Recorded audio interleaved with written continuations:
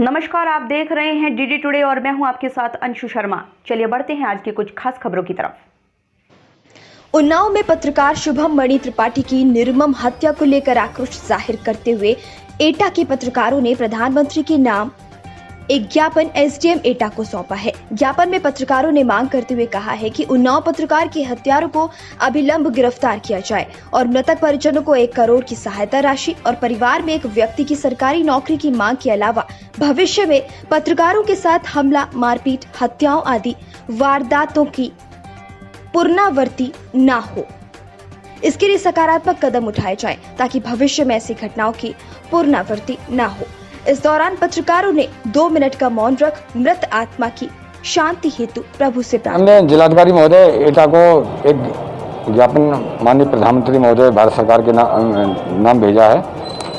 ज्ञापन में हमारी मांग है कि जो देश में वर्तमान के पत्रकारिता हालात चल रहे हैं, जो पत्रकार पिट रहे हैं, जहाँ तहाँ उत्पीड़न हो रहा है, हमले हो रहे हैं, हालांकि स्थिति ये अब ऐसी बन गई है कि उन्नाव में एक पत्रकार की निर्मम हत्या कर दी गई, वो भी दिन दहाड़े, और वहाँ की पुलिस आज तक उन हत्यारों को गिरफ्तार नहीं कर पाई।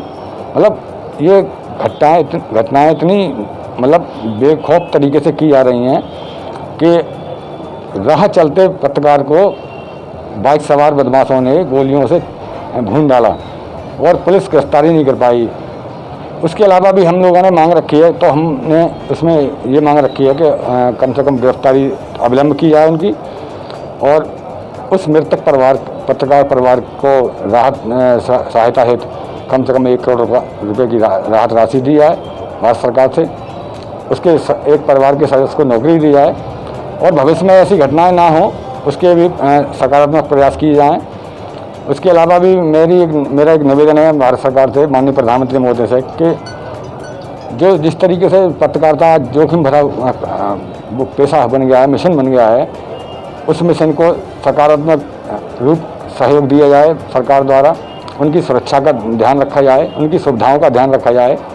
कई ऐसे पत्रकार भी हैं जो आर्थिक स्थिति से जूझ रहे हैं, लेकिन वो भी जन सेवा में लगे हुए हैं। पल पल की खबरों के माध्यम से जनता को अवगत कराते हैं, सचेत करते हैं, सावधान करते हैं, उन्हें बचाते हैं। तो ऐसे में भारत सरकार को भी इन पत्रकारों की मदद करनी चाहिए और उनके बारे में एक सकारात्मक सोच बनानी चाहिए और सकारात्मक प्रयास करने चाहिए। मैं निवेदन करना चाहता हूं माननीय प्रधानमंत्री महोदय से कि जो आज वर्तमान में पत्रकारिता की हालत है वो बेहद ही दुखद, दुर्भाग्यपूर्ण और शर्मनाक और शोचनीय है। कहीं पत्रकार मारे जा रहे हैं, कहीं पत्रकार पिट रहे हैं, मुकदमे दर्ज नहीं होते पत्रकारों पे आरोप लगते हैं तो तत्काल प्रभाव से गिरफ्तारी होती है। ये क्या भेदभाव की राजनीति और नीति बना रखी है? क्यों नहीं इसमें बदलाव आता? मैं निवेदन करना चाहता हूँ कि पत्रकारों के ऊपर जिस तरीके आरोप लगाए जाते हैं, उन आरोपों को पहले एक विशेष टीम द्वारा जांच कराई जाए, विशेष समिति द्वारा जांच कराई जाए, उसके बाद पत्रकारों की गिरफ्तारी हो। और मैं निवेदन करना चाहता हूं माननीय प्रधानमंत्री से कि कम से कम महामहिम राज्यपाल महोदय के बिना अनुमति के, सहमति के तो पत्रकारों की गिरफ्तारी संभव ही नहीं होनी चाहिए।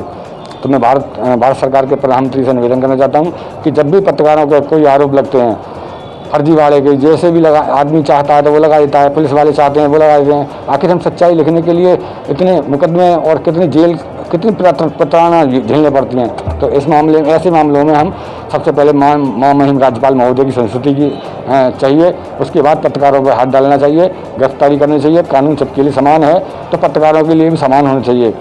और मैं निवेदन करना चाहता हूँ कि कहीं पत्रकारों का मामला आता है, कहीं पत्रकारों का पीड़न होता है, उस पर अविलंब तत्काल प्रभाव से कार्रवाई होनी चाहिए, तत्काल प्रभाव से मुकदमा दर्ज किया जाना चाहिए।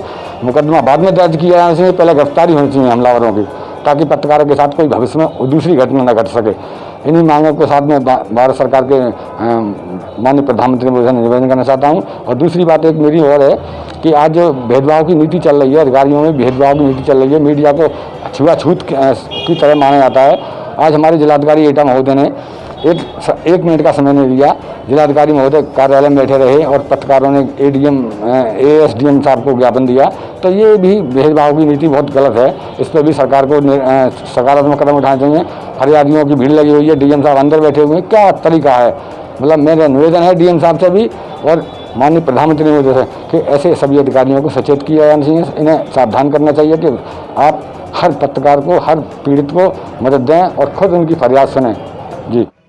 तो ये थी आज की हमारी कुछ खास खबरें। बाकी की खबरों के लिए बने रहिए डीडी टुडे के साथ। नमस्कार।